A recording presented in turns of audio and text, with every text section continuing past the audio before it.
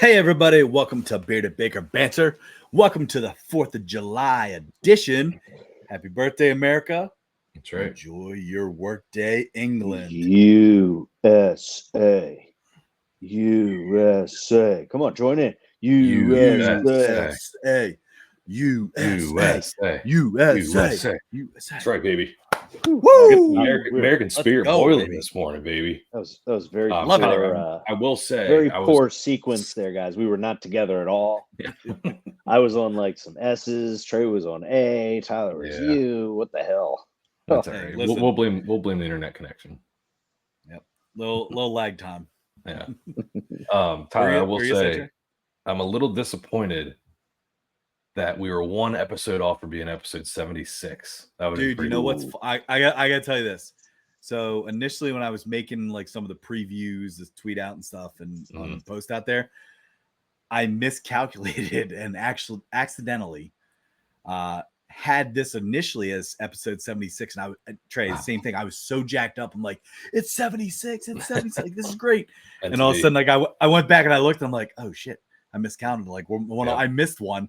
And I was like, no, it's 75. But no, I mean, regardless, dude, still, I know.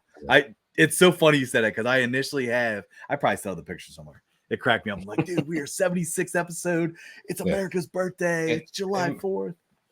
So poetic, but unfortunately. Hey, I'm just, like you said, Ty, I'm just glad to have the day off. Well, England, they're probably at work. That's right. Yep. Sipping tea and working. Eating beans for breakfast. That's what England does. Eat beans. Gross. What? They do that. Do they eat beans for breakfast? Oh yeah, like refried beans for breakfast and toast. Beans on toast. That's a thing. Beans on toast. Look it up. Huh. All right. I believe you. That's interesting. I didn't know that. It's gross. Beans on toast and tea. Huh. Interesting. For breakfast. Huh. I wonder why that was never brought up in Ted Lasso. Hey, real quick here to start us off, though, I'm gonna throw it way back though. Dipped into the fridge. Guess what's coming up for the pop top? The Pillars of Dankness. Wow, is that our winner? No, it wasn't the winner, but it was one. It was. I think it made a run though. Yeah, it did.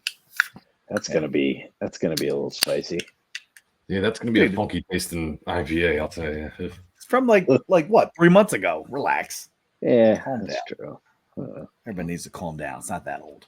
So shout out Richard Pop Top. Happy 4th, Richard. First Richard Pop Top is the Pillars of Dankness. All right. Well, hey, boys, let's get into the sports world. We're going to get into some baseball. We got some football stuff to talk about. I don't know if you guys want to talk anything about past weekend's UFC fight. I know we didn't really discuss it in terms of fights and things like that with picks, but yeah, we did. We picked the main event. So we can kind of recap that a little bit. But so what we got? Trent, you want to start us off here? Strike. Yeah, so my strike is breaking news today is the release of the All-Star starting lineups. So I could incorporate this into as a ball, but I'm not going to. I'm going to hold off on that. But the Orioles have 2 starters, as they should. Adley Rutschman, Gunnar Henderson, 2 of the starters. I will say the biggest snub is Ryan Mountcastle. Mountcastle, and I'll be honest with you, if he was playing a little bit better earlier in the year, especially May, Santander might be starting right now. I mean, that guy is up there on the home run leaderboard. I mean, he's at 22, I believe, right now. But yeah, Adley Rutschman, Gunnar Henderson getting the start for All-Star Weekend, which I'm pumped about because I don't believe Adley was a starter last year. It was not his first year. Yeah, so I believe the rookie was it a rookie last year from the Rangers that started over him, Heim. Yeah, Jonah Heim. Yeah, I thought he started over. I didn't know he was a rookie last year. I think he was a rookie, but yeah, Adley well deserved, Gunnar Henderson well deserved. I'm excited. It's going to make the All-Star game definitely much more exciting. It is kind of bogus though that Vladimir Guerrero Jr. was named the starter of Ryan Mountcastle. Starter. What you got to look at, Ty, you got to look at it this way: is Toronto sports teams are like the Yankees of up north. Right.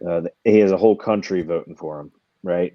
Only probably big name for them right now that might make it, other than maybe a pitcher or two. But this is kind of disappointing. But I do believe Mountcastle is going to make the game. I think Santander is going to make the game. I think Mountcastle is going to make the game. Heck, guys, there's actually a chance that there's more than what we thought. Westberg might make it, and O'Hearn was second DH. Oh, really? So I don't know how it works. If they take like a 2 deep lineup, maybe you guys know a little bit more than me. But if O'Hearn's there as the second leading vote getter for DH, I mean that's more than what we thought. I think because it all depends on the pitching too. I don't know if our stud Corbin Burns is going to make it, or heck, even Gray Rod. Grayson Rodriguez is having a hell of a year right now. Yeah, So it is interesting too. If you look at the American League, the Yankees, the Orioles, the Guardians, and the Astros all have 2 starters, and then you have Guerrero from the Blue Jays. But like when you think about that, I mean, I think we could all argue or make the argument that the team that has 2 starters on there and has been struggling most of the year, as until recently, because they are coming on hot and fast. So Trent, you should be nervous about that. But I would say that the Astros having 2 starters there, I mean, they have kind of come out of nowhere. But like Trent, you pointed out, you got Gunnar, you got Adley, then you got Aaron Judge and Soto. Obviously, you got Steven Kwan, and you have Jose Ramirez from the Guardians. And then the Astros, you got Alvarez and you have Altuve. So I think it's interesting the fact that you literally have 4 teams that are kind of just running the show there with the starters. Yeah. And I know, but it kind of goes back to the point that we talked about before is like, how many teams have winning records? I know we've talked about it a lot, but it's like Guardians are a good team. Yankees, obviously, they're good. I'm not even gonna say it because I hate the Yankees.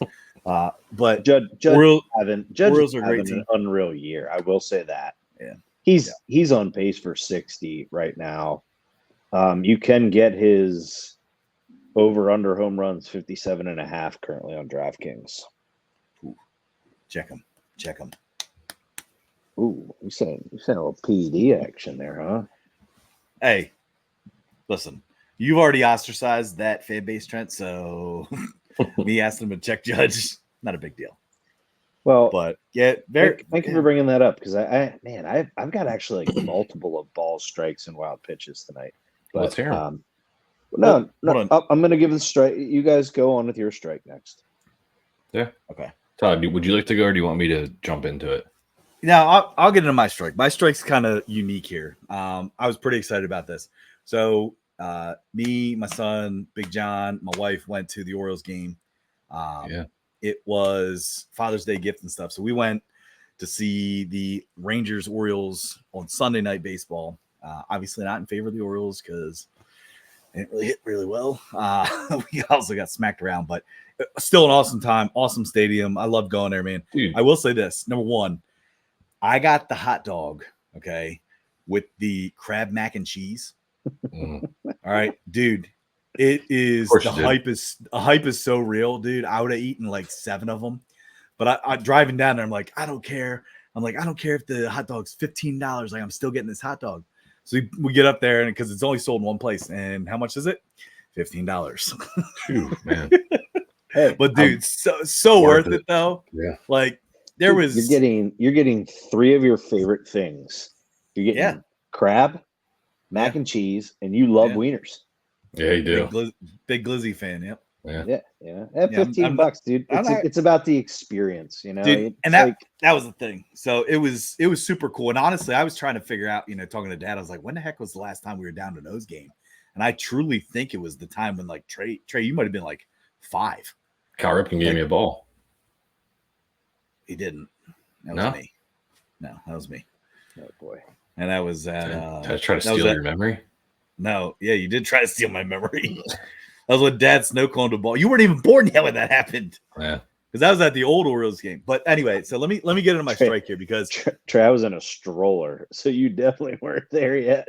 I just like to think of myself that I was there. So I can't believe you just tried to steal my one of my fond memories ever. Yeah, real quick. This is terrible to admit because you guys know my college basketball stance. The last time I was at an Orioles game, Trey, there was a picture of our family.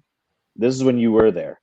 Last time I was at an Orioles game, I was wearing a Carolina Tar Heels baseball hat. Ugh. In the family picture. Yeah. Yep. Just you had a Mariners shirt on.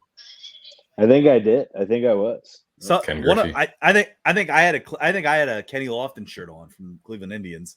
Yeah, one of us had a Mariners shirt on, and then somebody else had a Cubs Sammy Sosa shirt on. So and here we are going to the Orioles games. Like, what the hell's going on here?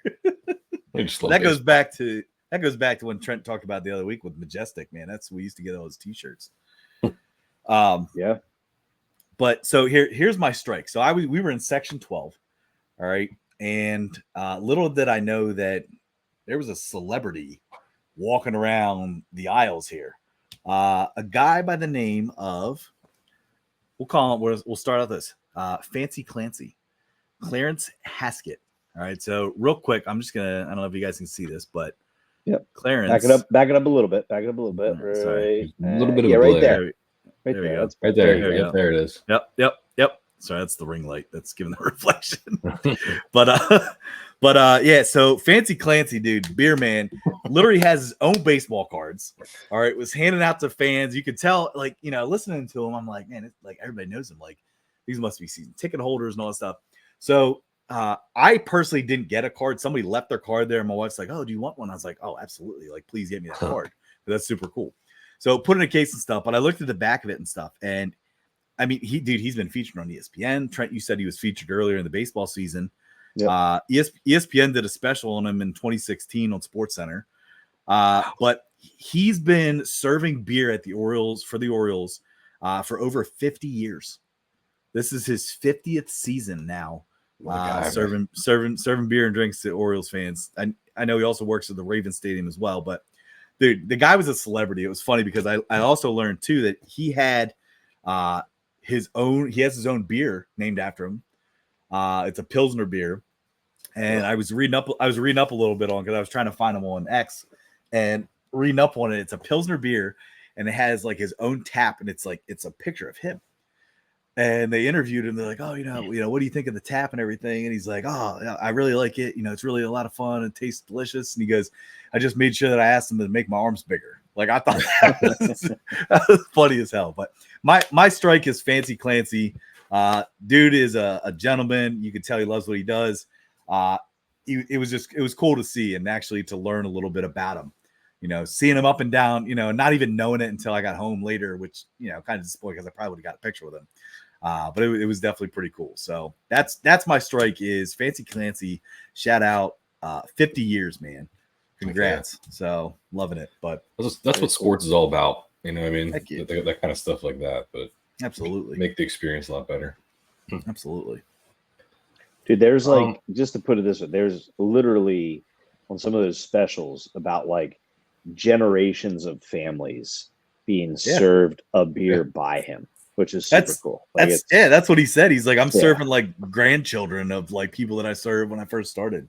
Yeah. So here's to you, Richard. Here's to you, Fancy Clancy, huh? That's right. I like it. Mm-hmm. A little white wine tonight, boys. What I was gonna say, are you drinking wine? I thought it was cider. Nope. What are you? Interesting. My dad. I know that, but like that's such an odd choice. Who? Hey, I don't think if the wife offers a glass of wine, I'm gonna have a glass of wine with my wife, and I'm gonna podcast with the boys tonight. Okay. Got it. It is what it is. Fair enough. It's America's actually, dude. I actually thought it was whiskey at first, and I was like, "That's pretty light whiskey. Maybe it's tequila." That's me. Little what is it? A Pinot Grigio. Yep, little Pinot Grigio. I'm a soft kind of guy myself. I am a very dry red guy. Oh, anything dry, Trent, is good for me. Absolutely. Very dry red. Sauv Blanc is a dry white wine. Yeah, I'm not saying I wouldn't like it. I just not gonna lie. This is a little leftover from the wedding 2 years ago. Happy anniversary! 2 years on Monday, July 1st. So yeah. Cheers to that. Hey, who says this podcast isn't cultured? Shit, dude, we're so cultured. We're white wine, with dude. Family, cultured. Dude, I'm gonna bring on some mead next week. I thought you were gonna say I'm about to drink this beer. About to drink this beer with my pinky up. Hey, look at us, guys. We got whiskey, bourbon, beer, and some wine. Got it all. That's America. All while wearing some pretty good American t-shirts. That's right. Dude. Right? That's what we can do in America. We can drink whatever the hell we want. And we're not eating beans on freaking toast. No, that's for damn we're sure. Not working. We're not working on the 4th of July because we won. Nope. Tell you what. Champs.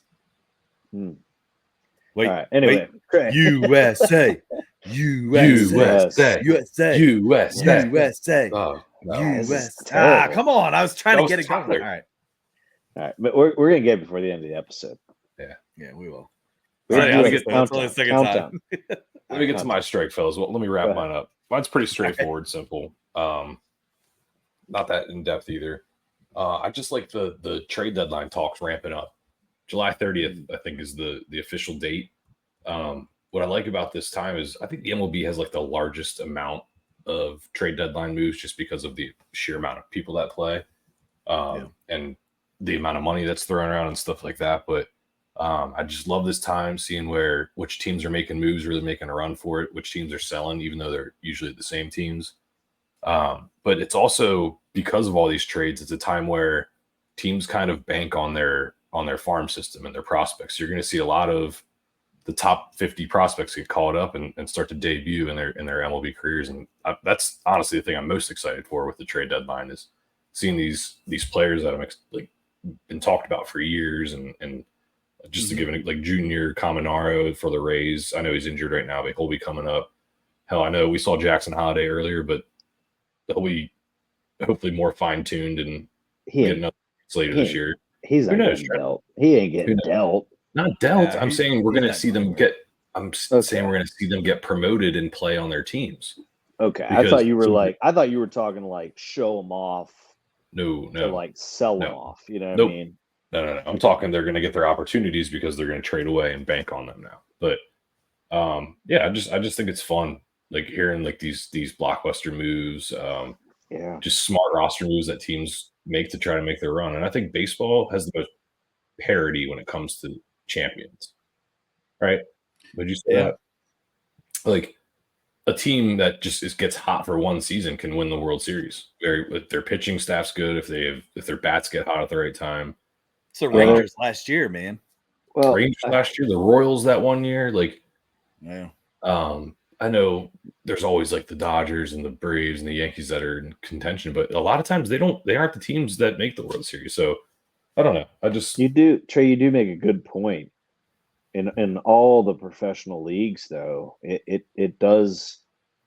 I guess that's the one right now that has lacked. I hope we don't see one unless it's our team, but it's lacked a dynasty for quite some time. Probably last dynasty was the Yankees. I mean, I would say close were the Astros. Yeah, I'd say the Astros. Close were the Astros. Now, granted, maybe they cheated that one year. They definitely cheated that one year. But you're right. You got the Chiefs. You got the Warriors. What about hockey? Does hockey have a dynasty? Lightning. Yeah, Lightning were a dynasty for sure. You're right. And you could say, I mean, obviously the Red Wings there for a little bit too. Yeah, that was a long time ago. Wait, yeah, I'm not. I thought you just asked if it was dynasty. I'm just saying recent. Oh, not only the Patriots, Chiefs, or I'm sorry, you said the Chiefs. I meant the Patriots also. Yeah, true. That's probably the most. There is some serious parity. I mean, it's kind of what I liked about like some people complain about like finals being with teams that like aren't well known, but I'm like, that's awesome.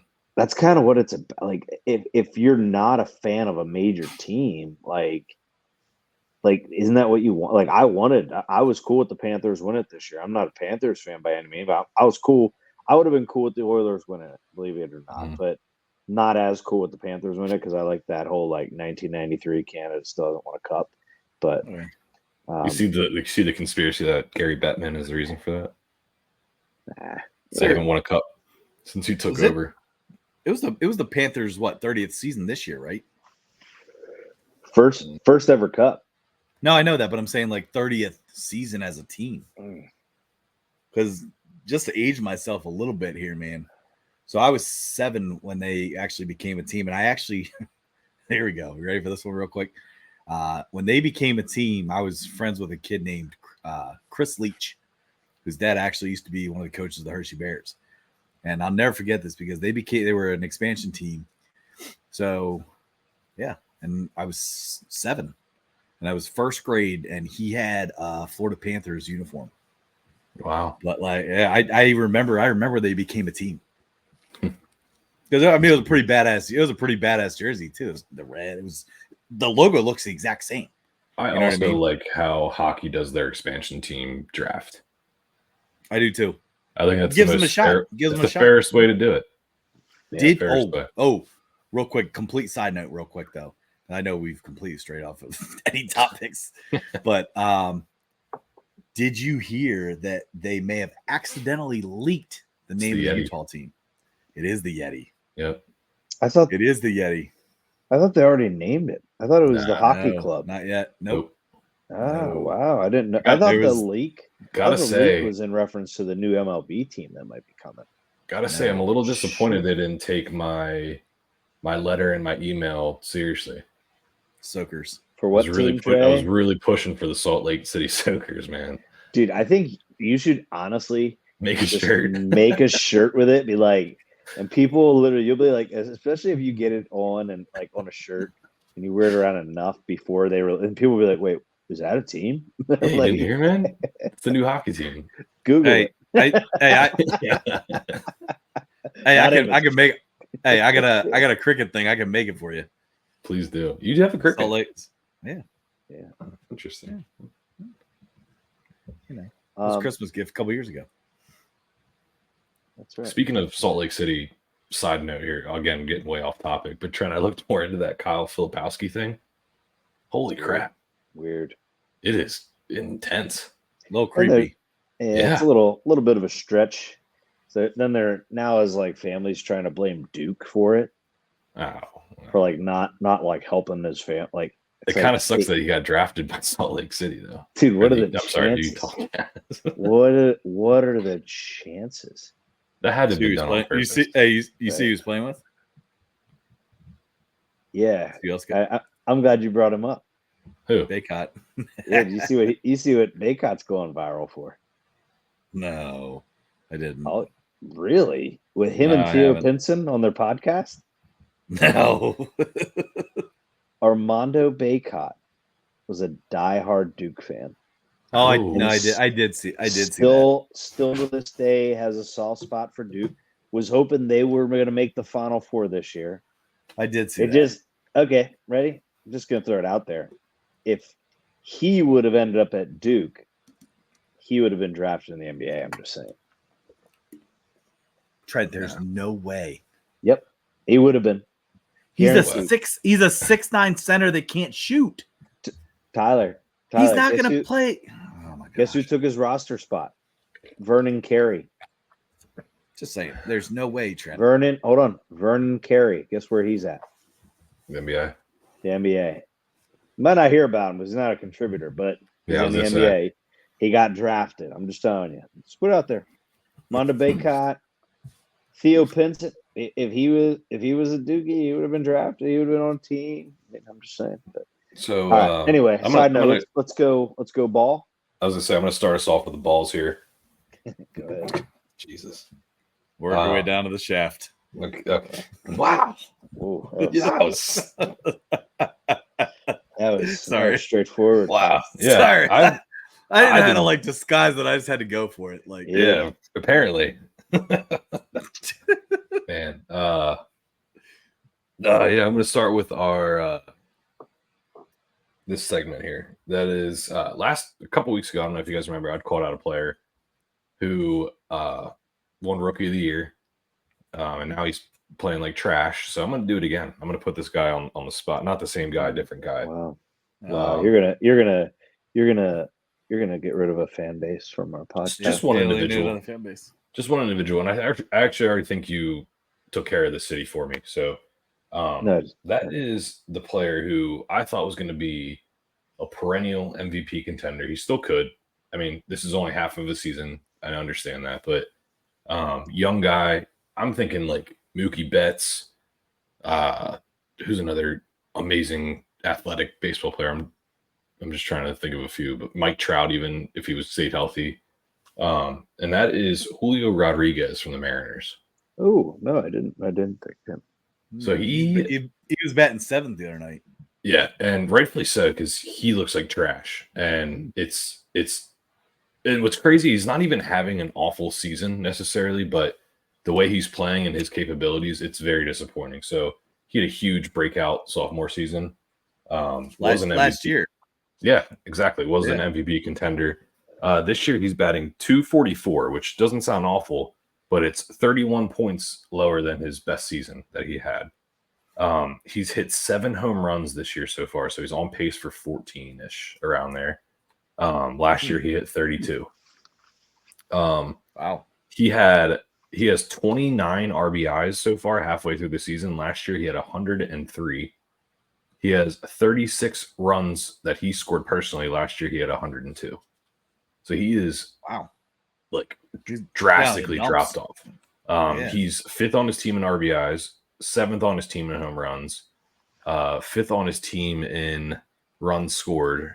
He's just, and he should be leading the league, I think, with his talent. So very disappointing. Mariners are considered World Series favorites for the last 2 years, partly because of him and their pitching staff. Pitching staff for sure. Offensively, hell no. But Trent, they had Ty France. They have this. He is a game changing, capable baseball player that is not playing like that. Last year he was unbelievable, and I hope it wasn't a fluke. Trey, I'm actually glad you brought this up because I'll be honest with you. I was watching the O's Mariners 2 nights ago, and seeing him hit 7th, I'm like, man, having him hit 7th, like a little odd because he was in a home run derby last year. Yeah, remember when the All-Star game was in Seattle, right? So I'm actually glad you brought up those stats because that makes perfect sense as to why he is where he is right now, considering the numbers. Jeez, like they speak for themselves. Slugging's down. He's a base. He's getting some base hits, but he's not bad. But Trey, I get what you're saying. He's not being a game changing player at all. Ryan O'Hernia. Ryan O'Hernia. That he I just saw it. I saw it. I know. We obviously record the night before, but yeah, Ryan O'Hearn just crushed a homer. Boom. Let's go 4-0. Put him in the game. Put him on the team, boys. He's an all-star. Tell you what, dude. I'll tell you what. When we were at the game, the guy went I think he went 3 for 4. Yeah, I was like, obviously he knows my condition. Before we move on, he definitely sensed your condition in the crowd that night. Ty, we didn't talk about. I know the Orioles lost at your game and stuff they went to, but you got to see a cycle. Yeah. So I told you that we just talked about it. It was funny because there was one guy who actually looked like Craig Kimbrell, and a couple of the one fans that were drinking a lot kept calling him Kimbrell because of his hair. And he was by himself the whole time. But like he was a good dude. Like we were talking a lot, like about the game and stuff. And all of a sudden the guy came up and he goes, "Oh," and he turns back to me and goes, "This guy needs a home run for the cycle." And I was like, "Oh wow." I was like, home run for the cycle, like that'd be pretty nuts. 2 pitches later, hit the home run. I looked at him, I said, I'm not saying that you jinxed it and made it bad luck for us. No, at that point, because he was also an Orioles fan. The score was like 8-2. That made it 9-2. I would be happy just to see that. Oh, yeah. That's it was nuts. Now you're lucky to see that happen once a year. Well, and even driving down, I was talking to a guy on the train. He was like, "Oh yeah, last night with Kerstad hitting the grand slam." He goes, "I never seen a grand slam before, and I've been coming to games like a lot, like season ticket holder. Like this kid was like, "Oh yeah, I go down all the time." I'm like, "Wow, all right." yeah, to see the cycle, it was pretty nuts too. I mean, Yeah. Very hard. I mean, honestly, like the triple's obviously the hardest to get, Yeah. Definitely. And I think he knocked that out with his first at bat. So it was and God, that's funny you say that. I was literally just gonna say, if you get a triple at your first at bat, that's when the cycle's in play. Because if you have to get it on your last at bat, it never happens that way. You know what I mean? No. But if you start out, you're like, all right. But if you hit something that's in question, you go for it. My opinion. The triple? Oh yeah. Yeah. Heck especially if you're up like they were. Well, you never make the first or third out at third base. Yeah, unless you're going for a cycle, you go for it. Oh, depends on the game too. You go for it. Well, I'm saying regular season game, you go for it. All right. Can I get us back here to a ball? Yes. Sure. So mine's kind of can I have two here for this? You always take two. oh, geez, balloons are going off here. Anyway, two things here that I kind of want to address is one is the how should I say the decrease in the amount of day games in the MLB. It to me it doesn't make sense. I think we talk about the blackouts with the MLB and how kids don't fans don't, but kids trying to fall in love with the game, grow your audience, them not being able to watch their teams, but kids are off school at this point. Like, why not have day games? Why not have the more day games now than what we have in April and May? There's been a decrease in day games. I get maybe it's a heat thing and they want to push games to the evening. But it just kind of, to me, I know there's probably a reason for it that I'm not. I get it, Trey, whatever. But my personal opinion is there should be more day games now. Considering, help get that younger audience start to grow that love for the game again. Whereas, when you sit there and have more day games in the months of April and May, it's just kind of frustrating. So that's my ball. I'll let any of you guys want to add on to it. Trey, you can give the reason as to why, but then I do want to add one more ball here. So like you said, Trent, the heat has some type of factor in certain types of, like, for instance, Wrigley, the Chicago Cubs had the most day games by far of any other MLB team, and they are reducing them because they found that their record and their day games at home were just atrocious. Like, they were losing over like 3/4 of those games. Mm-hmm. Also, I think it's viewership. I know you said get the kids involved in everything, but I don't think kids in the summer are sitting inside watching MLB baseball. Might be surprised because my son always asks me about games. Can I tell you when a kid would be more likely to watch MLB baseball in the summer is in the evening during dinner time or after dinner time, because they're done playing with their friends for the day, etc. But that being said, I do agree, Trent, with the 162 game season and a large population that would watch day games. I think even as adults, I think the MLB needs someone that's I'm sure they have this, but they need a better one, like a schedule czar, like someone that just like perfects the MLB schedule for every team for the whole season. Like, 1 week a team plays all night games in the summer, the next week they might play all day games and just switch it off. Like, yeah, I agree. I think more day games would be great, especially in the summer for us. You guys are teachers, you evolve, but I don't, not necessarily it's because not off. It's not off. It's recovery. We have recovery. Yeah. Wish every job had recovery. I agree. That's why I went into this profession. No, but no, I agree, Trent. I do think more day games would help, especially if you do like half and half, split them. I just don't necessarily think children are the reason, or the kids are the reason. But one of every series should be a day game. What do you think of that? No, because of traveling, dude. If it's a 3 or 4 game series, why can't you have one of every series? So would it be the first day? I don't know. Because it's not going to be the second or third game. They're not going to have a night game and then I wake up definitely and say not the first one. well, It that'd would be the only one that makes probably- sense. No, I feel like the last one would make the most sense. So then you could travel. Yeah, but then Get the who game done and then who wants to have travel. that turnaround of a game that ends at 10 p.m. and then you have to be on the field at 11 before 11? I will you- say this. You're not getting my. So No, you what- play 2 evening games and then a day game, and then by getting the game done early, you have more time to travel, and then you go back to Yeah. play a series that's a night game. So then you travel. You have the whole rest of your day to travel. You get into the next city, and now you don't have a game till the evening. But I'm talking I'm the just saying. turnaround between game 2 and 3. MLB players are not like that.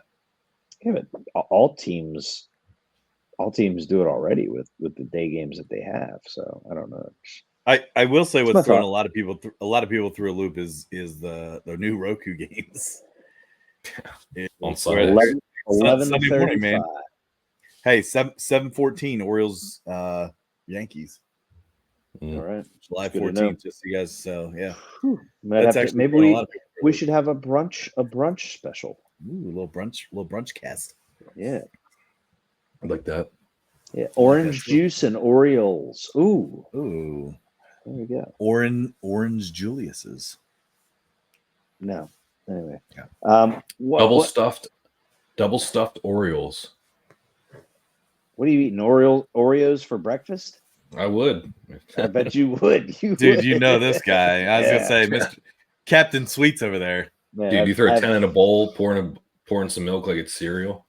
I've literally witnessed Mash him. it up. Whoa, easy. Oh. Literally. How do you mash them up, Trey? Nothing. I don't know. Literally witnessed that guy eat like 3 yogurts with his fingers.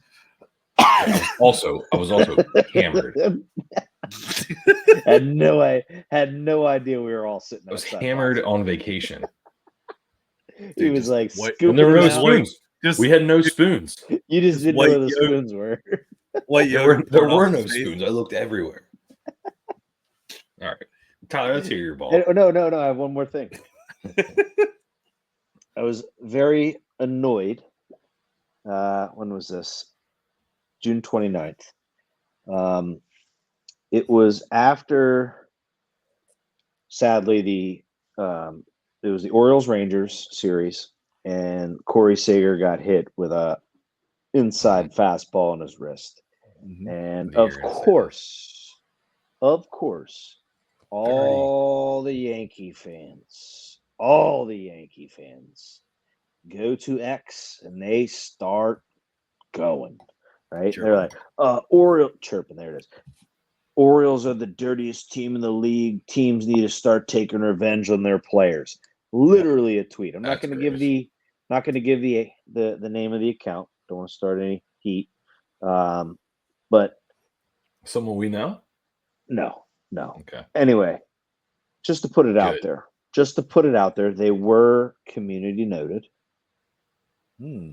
Wow. Okay. Yeah, the Yankees actually hit more batters than anybody in the league. Yeah, they Whoa, do. Tyler, don't Yeah. steal my thunder. The Sorry, Yankees- or I the know Orioles- that as the a Orioles, fact, though. Orioles get hit more Okay, than what ready? the Yankees do.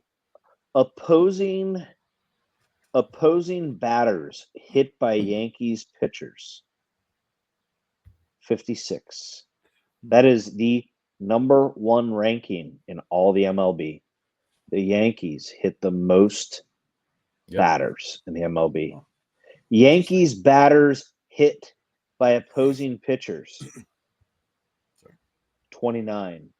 Ranked Out of 30. 21st in the MLB. You are not the victim, Yankees. Mm-hmm. You are the culprit. Yeah. As Well, of June 30th, Your victim minds. They have victim mindset. That's New York. the Baltimore Orioles are third to last in the MLB and last in the AL with hit batsmen with 26. So put that. They've hit 30 less, guys. 30 less batters. So that's my ball. Is these Yankee fans that want to claim the Orioles are dirty? Trent, when was that stat from? Like June is that 30th. updated? June 30th. Okay. I was gonna say that I will say this, that I had never seen so many hits batsmen on both teams at the game that I was at on the 30th with the Rangers. I think the O's hit like 4. I think the Rangers hit 3. Yeah. Like Hey, but guess now what? some of it was like shirt. But hold on. Here's real no quick. sticky stuff, right, Trent? Well, true. But here's the other thing is then back the hell off the plate and learn how to take a pitch.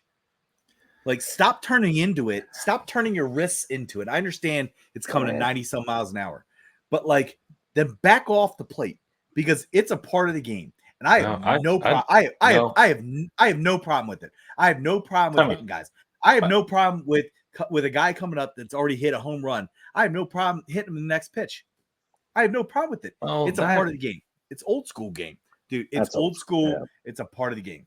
So listen, I understand if he showboats or something or taunts or whatever, then yeah, that's old school part of the game. But just because he hit a home run off you, you're gonna hit him with 100-mile-an-hour fastball. I don't think that's cool. Like that's called you can't beat him, so you're gonna peg him. Like that's disgusting to me. But what I will say is one man's opinion. No, I think that's stupid, Tyler. You can't throw. That's dangerous, dude. But 100 miles an hour. Okay, 90 miles an hour. Like that's a hard baseball hitting flesh and bones. But what I will say though is, Tyler, I think Seager swung into the getting pegged. That ball wasn't going to hit him unless he swung. But I don't think he was mad. I know the Yankees commentators or Rangers fans could have been a little upset, but I would be upset too. But ultimately, you got like if I'm Corey Seager, that's a risk I'm willing to take to be able to hit the outside pitch, to get to the outside corner, to do something. So it's not that he has to stand further away. Yeah, that would maybe not get you pegged when you try to swing at an inside pitch, but that's just something that's going to happen. That's baseball. Can I tell you how many times if I was a pitcher, Juan Soto would be hit? Probably every single time he came up. And if I was pitching, I'd be like, well, don't care. I would. But you got to do it in the thigh. Do it in do it in the meat of the back, man. That's where you're supposed to take a pitch. Okay, in the back's fine, but don't throw at their face. I'm not saying throw at their head, Trey. Like I'm not like calling for guys that like throw at their face. Like, come on. I'm saying, but hitting batsmen is a part of the game that I actually wish that it was still a little bit more old school. And maybe I am a little bit more old school. I mean, like, I love one of my favorite highlights ever was when Albert Bell ran the second baseman over to break up a double play. Yeah. Okay, for the Cleveland Indians. That's one of my favorite highlights because it was like, you're in my way. I'm going to take you out. And that's Albert Bell, the old school baseball player. He was one of my favorite baseball players ever. I'm okay with that stuff. It's old school stuff. And I know everything's about safety and don't hurt feelings, which I know that's, kid gloves Trey over there. Don't hurt my feelings. No, that's okay. But no, I don't mind it. I don't mind it.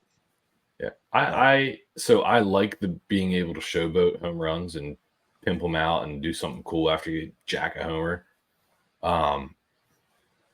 And I also like when people peg people after they do that too. Yeah.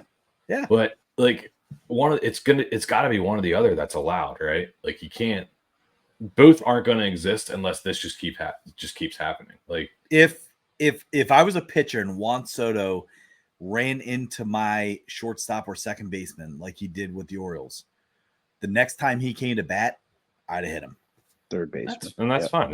But you have to also accept that you would be ejected from the game, man. And that is what it is. They're not suspended. It is what it is. Okay. I'm all for it. But any other ball, Trent, you got? No, that's it. That's it. Okay. Trey, do you have a ball that you wanted to get into? I already gave mine. It was he already gave his. Rodriguez. Tyler, you're up. So I was kind of looking at some stuff, and I was a little frustrated with the fact that Alec Boehm being the starting National League third baseman. But if you actually look at the stats, when you dig into it, because I think he's, is he an all-star? Probably, but starting really, he is the top third baseman right now from the National League.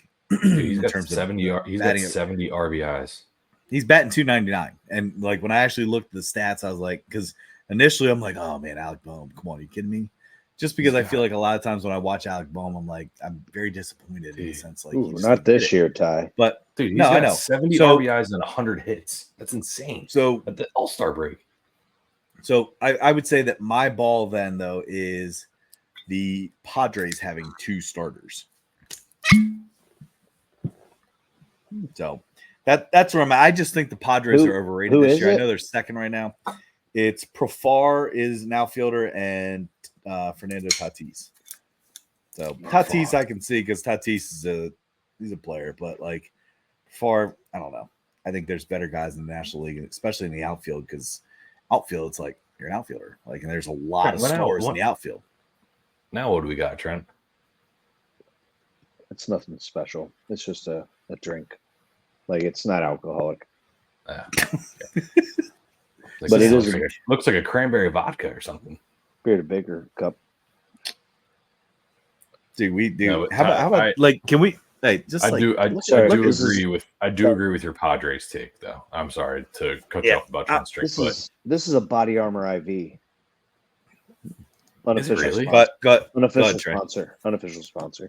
No, what I was going to say is Jerickson Profar prefer. I don't know how the heck you say it. I can look it up. Profar. Our stat guys can pronounce it for us, but I agree, Tyler. Like, that was a very big surprise. And granted, I don't too. I mean, I haven't looked at his stats or what they're like, but I know he's been kind of hyped up, almost like a prospect for a while. Guy that can steal bases and hit home runs, but to earn the starting spot. And I'll tell you another one that I don't think earned their starting spot. Great stats. Numbers look okay for the amount of games he played, but to be a starting shortstop for the NL, Trey Turner, yeah, that's crazy to me. Like, don't get me wrong, he's an all-star. Like, he deserves. He's as I say, he's batting like 349 though. No, Tyler, but he's played in 40 games. Yeah. So some of its name. Size. I mean, you could go back to Guerrero though. Like, it's a name. Like, you know what I mean? Like, yeah, and that's. I would like to look. I know. Well, how does the All-Star voting work for MLB? Is it just fan votes, or I know it's considered, but I'm pretty sure it's just fans, isn't it? It's fan votes. Yeah, fan votes. You go to a second round of voting once you make, like, for certain positions. Most infield positions, or you go to like a top 2. Correct me if I'm wrong, is the second round of voting for starters then? Yeah. Yes, it is. So the Orioles do have 6 guys that made the All-Star game. Yeah. Like, O'Hearn made it. O'Hearn made it, yeah. Right. So, right. Well, okay. we don't. So, real quick, Westberg, obviously Henderson, Rutschman, O'Hearn, Santander, and then it could be Grayson Rodriguez. A pitcher, yeah. It's definitely Grayson Rodriguez, and it might even be excuse me, Cole Irvin.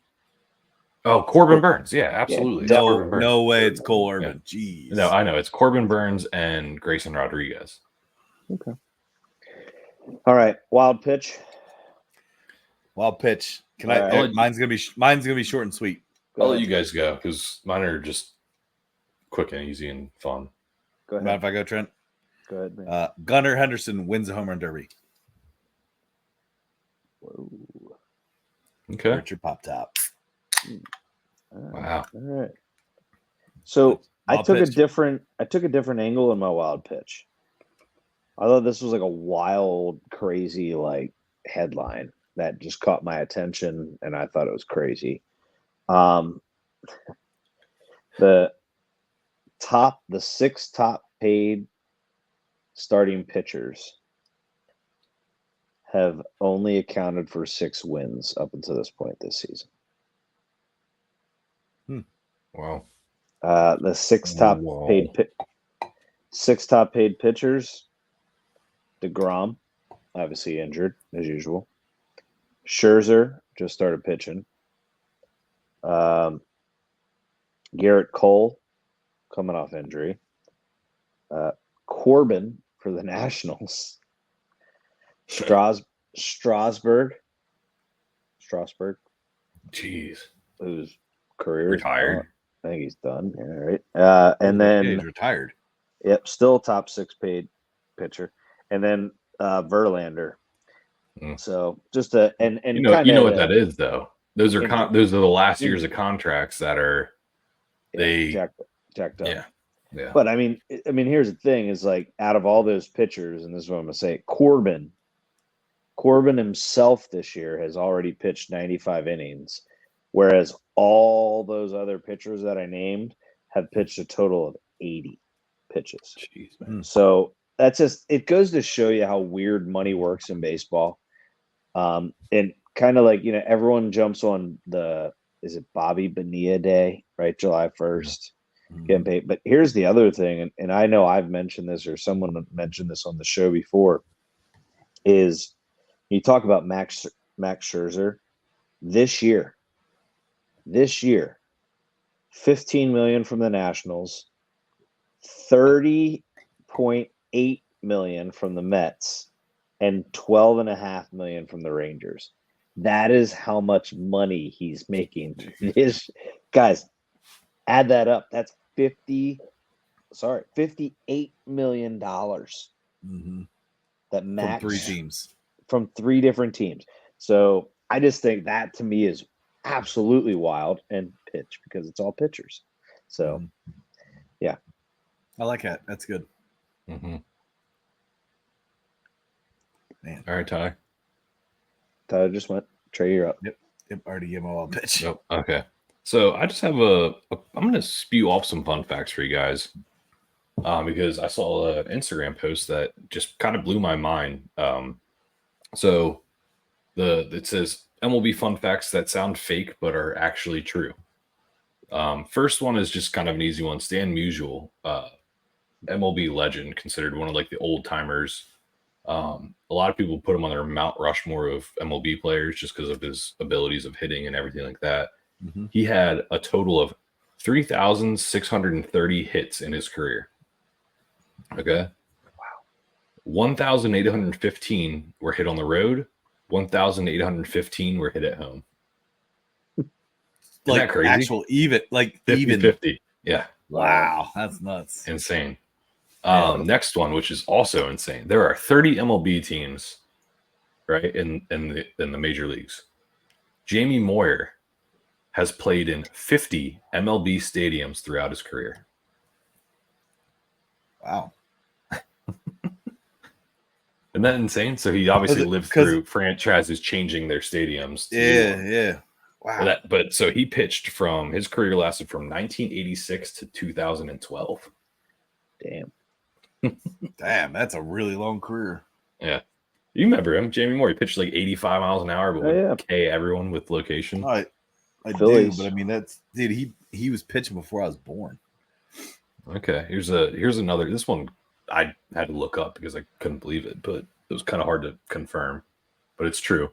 Blake Snell, Cy Young winner, Cy Young runner-up, has only recorded 5 total outs in his career after the 7th inning. Wow. He's been in the MLB. He's been in the MLB for 10 years. Has 5 total recorded outs past the 7th inning. So he's gets them in quick. Well, he doesn't pitch complete games, clearly. Right. Obviously. Yeah, that's interesting. This one's kind of straightforward. I'm sure people have heard this before. Barry Bonds, from 2001 until he retired, was walked 1,068 times. During that same exact period from 2001 till his retirement, 686 times he swung and missed. So he was walked 400 times more than he's ever swung and missed at a pitch. That's crazy. Barry Juiced Bonds. Yeah. Allegedly. I have two more here, and this one's quick too. Jim Palmer, Big John's favorite player, classic Hall of Fame Orioles pitcher. Oh, I have something about him. Go ahead. He pitched for 19 years in the MLB. 19 years, a total of 3,950 innings, so almost 4,000 innings. He never gave up a grand slam in his career. Trey, I just saw that picture. Wow. Yep. Dude, that was what's funny is I read that to Dad on the way down to the game. Yeah. I was like, "Do you realize?" Yeah, isn't that nuts? Yep. And the last one here that is insane to me, but Ronald Acuna Jr. in his 2023 season had better stats in the 5 major categories than the Braves team did in 1923. So the whole team combined, he had better stats just himself. Wow. That's nuts. That's wild. Yeah. So that's my little wild pitches because those sound crazy, but I love reading stuff like that. They're wild, Trey. Little wild, a little out there. Definitely wild. All right, Trey. You also said you had some football, right? Yeah, I just had. I mean, a debatable topic. We can all give our opinions on what we think on it. Yeah, so NFL, obviously, it's the king of sports, I would say, when it comes to coverage, social media, viewers, just interest. Every year they're increasing and expanding where they play their international games, right? Mm-hmm. So this year is their first year in Sao Paulo, Brazil, playing Mexico City, London, obviously. Yeah. London, obviously, and I think even like Munich, Germany now. So my prediction or proposal or question I have to you guys is, I'd say by like in the next 10 years or so, I think the NFL is going to propose or develop an international division in the NFL. A 4-team international division. It'd be so hard and so dumb. But you know what, Tyler? It'd be hard, but that's why the NFL is so successful. It's because they have people that figure it out. I disagree. So I'm going to say, if this is touchdown turnover, I'm going to say turnover. I don't think that it will go through. I think they want it to go through, but I think because of the NFLPA, the Players Association, I don't think the Players Association would ever be like, oh yeah, I think we should probably do this. For the, I mean, what, safety of the players? I don't know what you want to call it, but like, I don't like. I think they care about the safety of the players. Look how many things they've covered up. No. But they've added a game to the schedule. Like, okay, so I understand that, but like, hey, but I know, Tyler. But there's also a players union, Trey. Like, they also, the NFL just can't like steamroll and just say, we want to do this, we want to do this, we want to do this, like, and just do it. Like, it does have to go through. It depends on who's in charge of the players union. All right. Mm-hmm. But I personally do not think that the players union would ever actually agree with that. And my argument goes back to, I think it was this past year when they started talking about like how many different days that you could play and Thursday night games now, and like having to like, there was a big pushback, like you weren't guaranteed a certain amount of time off. And there's a big pushback for the players. Now, did they win? No. The NFL's like, we're gonna do it. Tyler, do it. I'm gonna say no, though. I think there's too many X factors that could go wrong. I would make the argument that maybe there's some sort of international league. I don't think that they have an actual NFL league or division. Can I give a rebuttal as to why I disagree with you? Sure. So the players, the NFLPA Players Association, you don't think that they would be in support of hiring almost close to 400 more players into the league? So you got just in starting rosters, 56-man rosters between 4 teams, that's 225 players. So what about practice squads? What about all these other things? So say you have a team in Munich, say you have a team in London, say you have a team in Mexico City, and Berlin or whatever, Madrid, wherever they want to put one.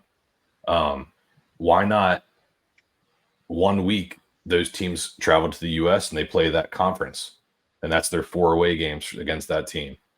Vice versa. Those teams come to that country for 4 weeks in a row and they play. And then all of a sudden those teams travel to the other international teams back and forth once a season. I think it's very realistic. The The most realistic piece of it would be that you get 4 teams from one single country, though. Why? I don't think you can have a team in Munich and a team in Brazil and a team in Mexico and a team in. I don't think you can do that. Hubs, Tyler. I think you can. I think you can absolutely have a team in Berlin? Is that Germany?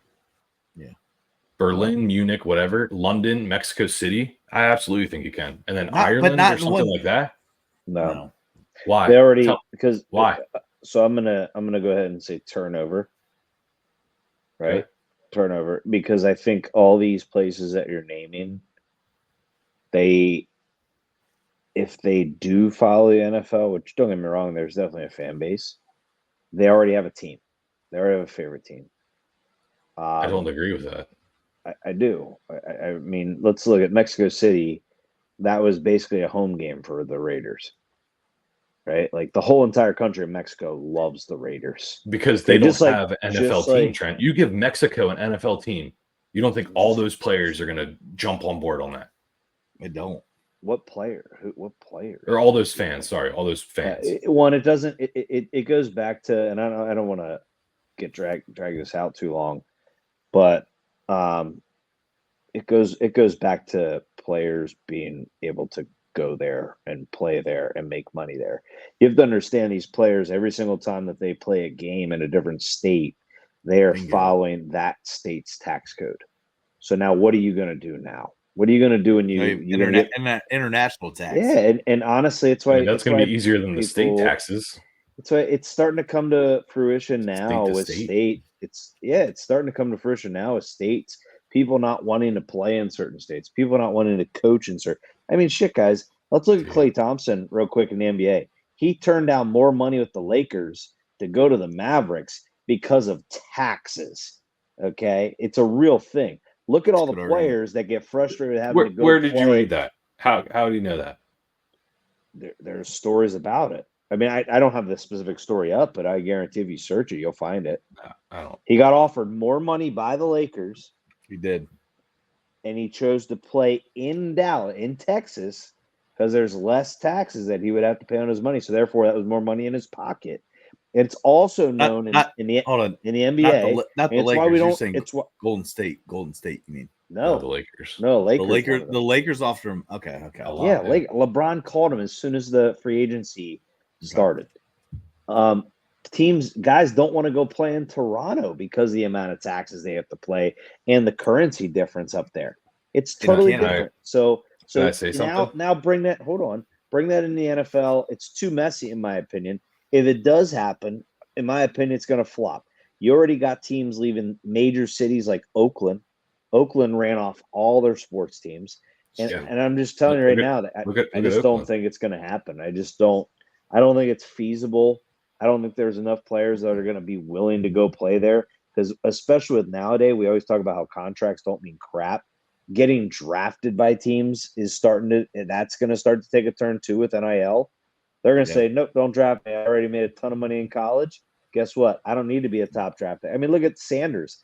He's already gave a list of teams that only his kid's going to play for, and that's starting to deal with NIL and money. So that's where I think stuff's going to change. Can I say a more realistic thing with the international stage? Is there will be an international Super Bowl game before there's ever a league there.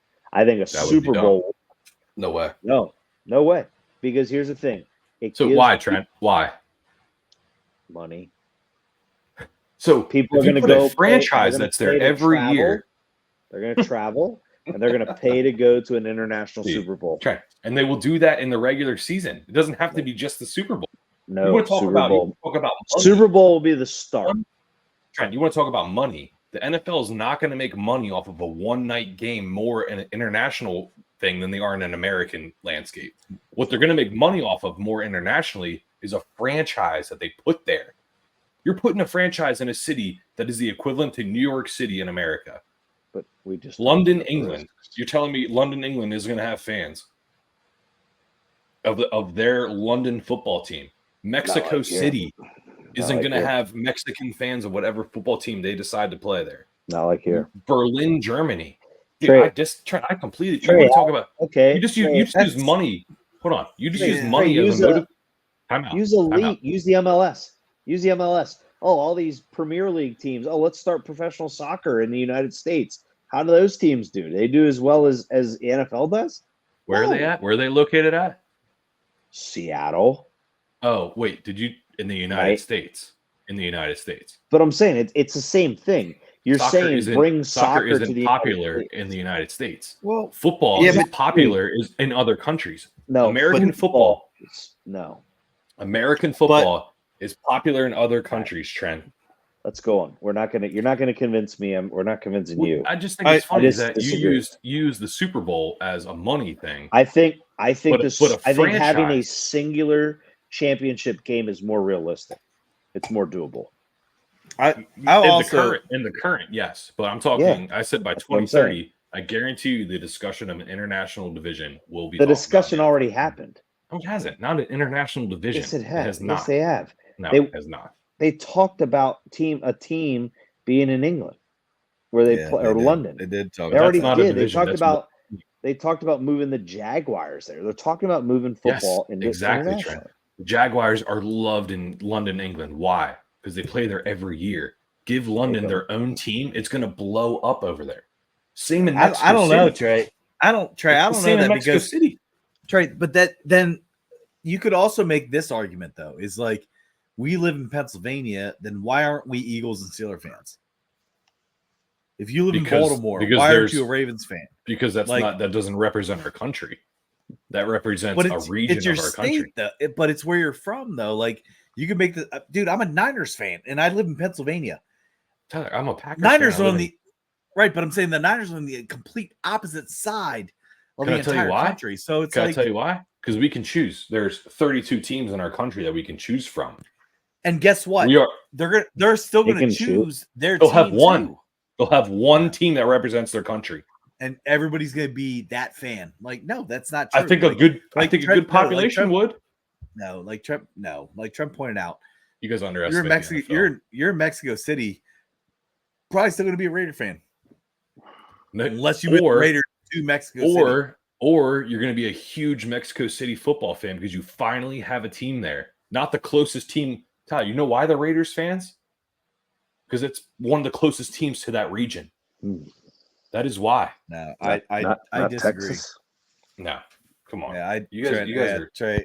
I disagree. No, I don't disagree.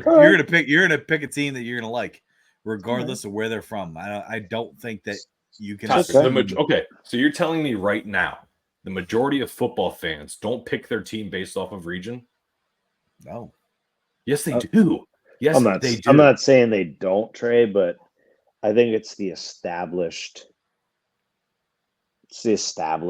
teams in the league right now. I think it'd be a tough experiment. I think what they're doing now is good. They've been experimenting, Trent. Why do you think they're having these international games? It's also who's successful though. All right. Like how many this is too long. Many Patriots fans though? In the Northeast, a ton. All right. No, anything else, Tyler? Successful. Anything else?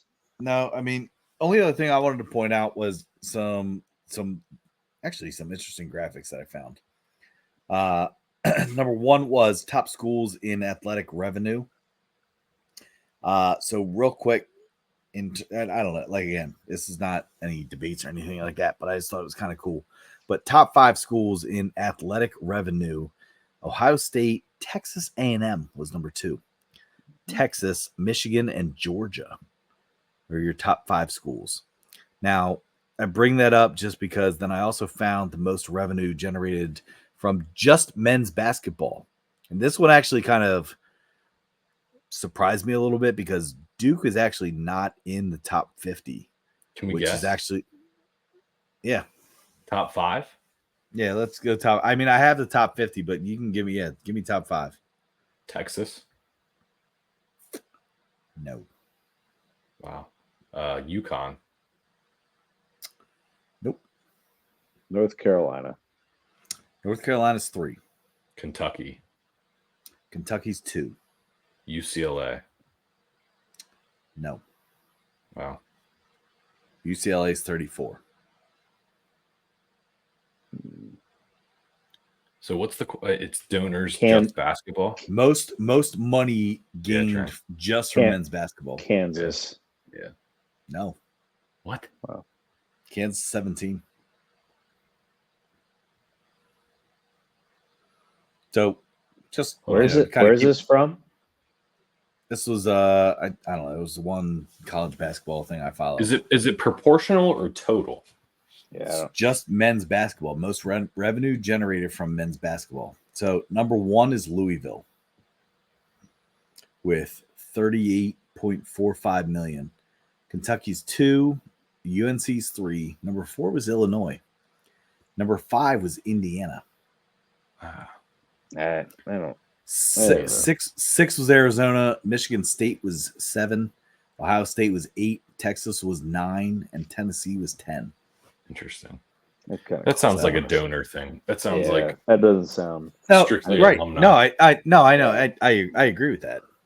Because right now, your biggest brands of basketball are Duke, UNC, Kentucky, Kansas, and and I'll even give you UCLA, but also Texas. I mean, that's money. No, they were up there in the top 10, but yeah, I just thought that was interesting. But it is interesting. I have one little vent thing quickly to discuss. Is I'm still sick of all the Caitlin Clark bashing. Sucks, man. I'm sick of it. Just to let you guys know, in terms of all-star voting for the WNBA, she increased all-star voting by like 603%. Ow. I think they had like the top vote getter was like 70,000 last year. 7 this year led the WNBA in all-star votes, Caitlin Clark, with 700,773. Wow. Whereas last year, the leading vote getter was Asia Wilson, and she had 95,860 votes. So just to kind of put it out there, so it's like, get over yourself. Because here's the thing, is what I get it. She's getting credit, criticized, whatever. Don't get me wrong. Like, she's developing. She's not doing what she did in college yet. I mean, don't get me wrong. She's having a hell of a year. But just to kind of put it this way, what she's done for the game of women's basketball is, you look at the top 5 all-star vote getters last year. I'll rattle them off quick. Just totals: 95,000, 87,000, 72,000, 72,000, 63,000. That was top 5 all-star vote getters last year. This year, she's bringing so much more attention. Ready? Top vote getter, Caitlin Clark, over 700,000, 618,000. 607,000, 424,000, 381,000. All of the votes totals for top 5 vote getters are now hundreds of thousands. Whereas last year, the top vote getter didn't even break 100,000. So you know what? Rather than bring her down, build her up, because whether you like her or not, she's good for your game. For sure. And you need to embrace it, so that way they can continue to grow the game. Because I'll tell you right now, I've watched at least two WNBA games. So have I. And I've tuned in to about probably close to 6 or 7. So I actually stopped because I was tired of hearing all the bashing. I watched Clark. I brought it up last week or a couple weeks ago that the WNBA has an opportunity to make an economic and financial jump, just like the NBA did when it was Larry Bird and Magic Johnson or Michael Jordan, right? They have a marketable superstar that is guaranteed. Like, we already know that she's guaranteed to make them money, and they are not embracing her. And It's just mind blowing. Imagine if they embraced her. That 700,000 number, Trent, would be over 1 million. I guarantee it. If they embraced her, they celebrated what she's bringing to the WNBA. Those numbers are like actually kind of hard to comprehend. The fact that the top voting All-Star getter didn't get even 100,000 votes, and now the top 5 are getting over 300,000. The lowest. What does that tell you? I was gonna say the lowest in the top 5 has 350. That's what I'm saying. Like, what does that tell you? And it's not. I know. It's just, it's frustrating, and you got to put the political differences aside.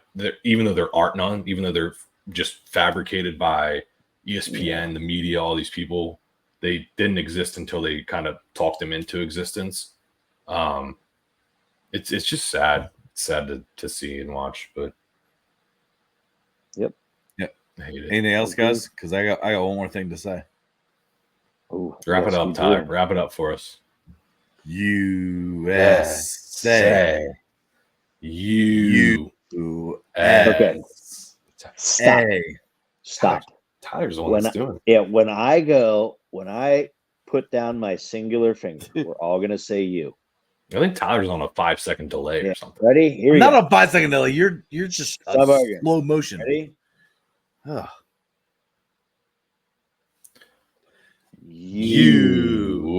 USA. Yep, Tyler's the culprit. I told you he's the culprit. What do you mean I'm the culprit? You guys are full You're of the shit. one that's screwing us up. Absurd. Hey, USA.